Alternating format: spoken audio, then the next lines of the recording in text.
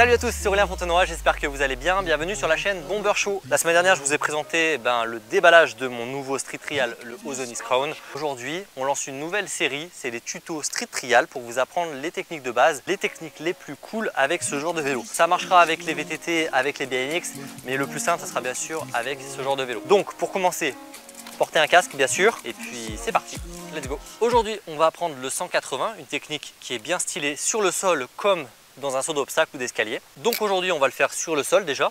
Je vais vous montrer ça. Alors pour commencer, je vais déjà vous montrer à quoi ça ressemble un 180. Ça serait hop, et là on repart en arrière. Voilà ce qu'on va apprendre. Point important, pour commencer le tuto, il faut connaître votre pied d'appel. C'est très simple, si vous ne le connaissez pas, vous prenez un petit peu d'élan, vous vous laissez rouler.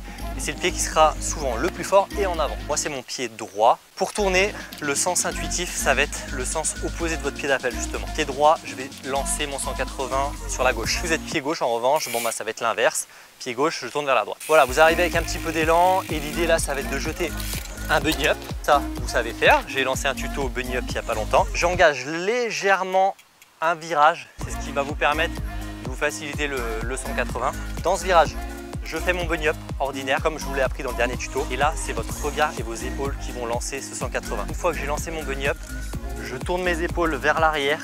Mon regard est fixé vers l'arrière également. Quand vous êtes en l'air, c'est votre bassin qui va tourner. En action, ça donne ça.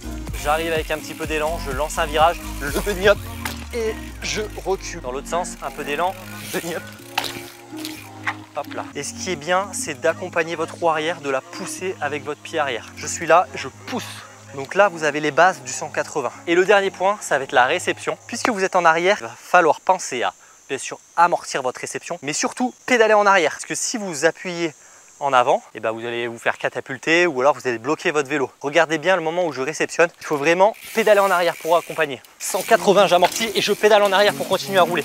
L'idéal, c'est une réception sans frein. Si vous n'arrivez pas le 180, vous pouvez engager un plus gros virage par exemple. Vous engagez presque les 3/4 du mouvement et vous faites un petit saut. Pour tourner plus après, 180, 360, ça va être l'engagement que vous allez donner sur votre bunny up. Plus vous allez faire un gros bunny up, plus vous allez avoir le temps de tourner. Maintenant, c'est à vous de vous entraîner. Le 180, c'est dans la poche. Je vous souhaite un bon entraînement. Pensez à vous abonner, à liker cette vidéo et à me proposer un prochain tuto qui pourrait vous intéresser avec le street trial. À la semaine prochaine. Ciao les gars.